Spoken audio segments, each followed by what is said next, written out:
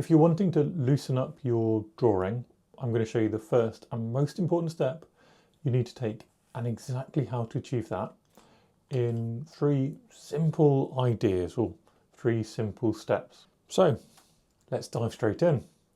Now, step 1 here is recognizing that we've all been taught one thing, how to write with a pen. And we need to recognize this challenge because at school we were told, hold your pen like this, good grip.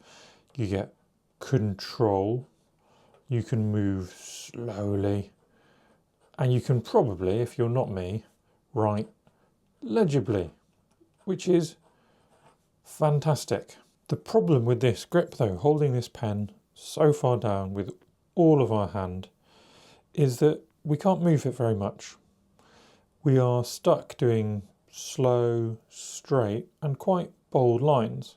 It's actually really hard to sort of be light. You naturally push down and you end up with these uniform heavy lines. Now, if we were to take this idea onto a little scene, here's a simple reference photo, for example, we're going to end up drawing a kind of flat and heavy version of this scene, simply because to move our pen, look, we have to move our whole arm. Unless we're doing small letters, every time we want to move a little bit, I have to lift up my hand, move, and you see how all of these lines are being pretty bold. They're pretty weighty lines on the page. Now, in a sense, there's nothing wrong with this, but you've clicked on a video saying, do you want to loosen up? So I assume that you want to loosen up. You don't want this kind of tighter, more illustrative, flatter style. So recognizing that this grip, the one we were all taught as kids, is part of the problem, not the solution. Well, that, as we said over here, is step 1. But what, apart from finishing off the last little bit of this drawing, what is step 2? Well, step 2 is starting to understand the solution. At the moment, we're holding the pen like this. 3 strong fingers, knuckles all tight and getting stressed, and very low down the pen. So what happens if we just shake out our fingers and hold it looser, a little bit further down, a little bit flatter? Here, if I try and write, now my writing is rubbish. Which is great, because that means what's happened is we lost a little bit of control. It's so easy now. Look at that line, so much lighter. I can go bold, but I can go light. I can move. I can get texture into my line. And this is just from a loose grip, just by moving that grip down the pen and literally relaxing our hand a little bit. Here, let's see what happens if we draw our little scene again.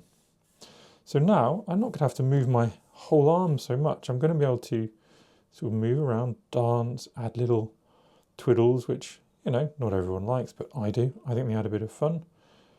My line is suddenly much more agile, much looser, which is what we're aiming for. We can just quickly capture the scene. We're not kind of labouring over it in quite the same way. And that gives us a lot of freedom as well. And no, I wouldn't say that this one is as sort of crisp and as clear as the scene above, but it's taken half the time, and that means we can come back with more variety. So now I can find those little fun bits which have worked. I can add some bolder lines on top of those lighter, more agile lines, and I can make something far, far more, I think, loose and interesting, and certainly something which, even in just a couple of minutes, has become perhaps more exciting to add some colour to. This is always going to be flat. This has already got a bit of depth. We can quickly experiment with some other ideas here. What if I want to do some hatching. Now hatching does need control, but the hatching here, as soon as it gets a little bit long, well, you can already see it's very dark and very dense, isn't it?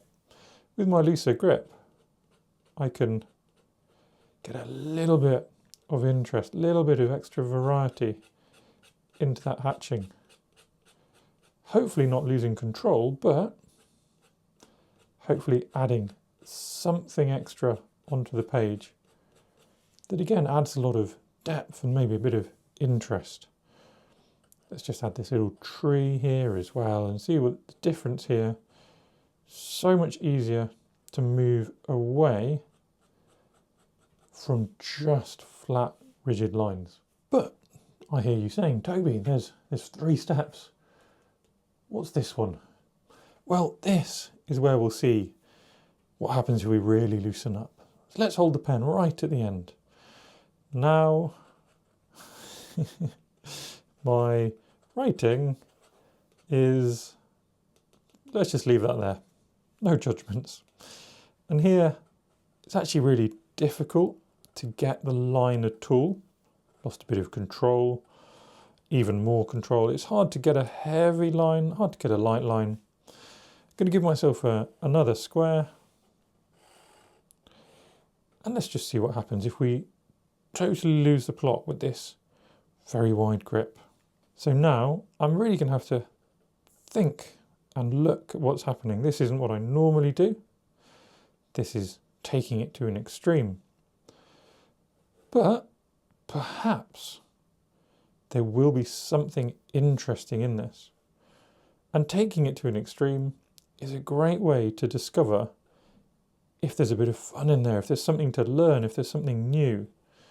And here, right, the line, I said difficult to control, it's difficult to get a light line, let alone a heavy line.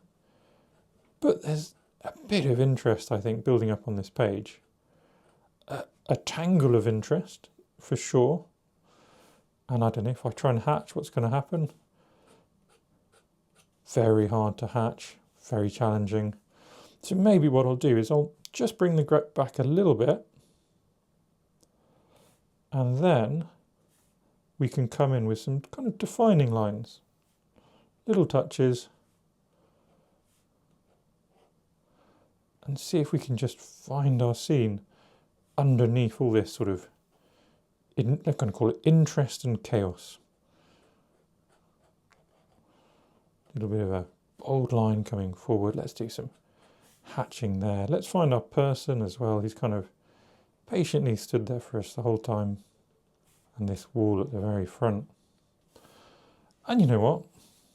I do think there's something in this as well. And what we can see here is a dramatic change in the looseness of each sort of step of the drawing. And all we did was change where we're holding the pen. So there you go, something for you to try today. A really simple idea that will help you loosen up straight away. If you enjoy simple ideas like this, check out my free course, linked down below. We'll get you started in ink and watercolours. And hit the subscribe and notification bell so that you can see the next tips and tricks videos. Anyway, I will see you in the next one.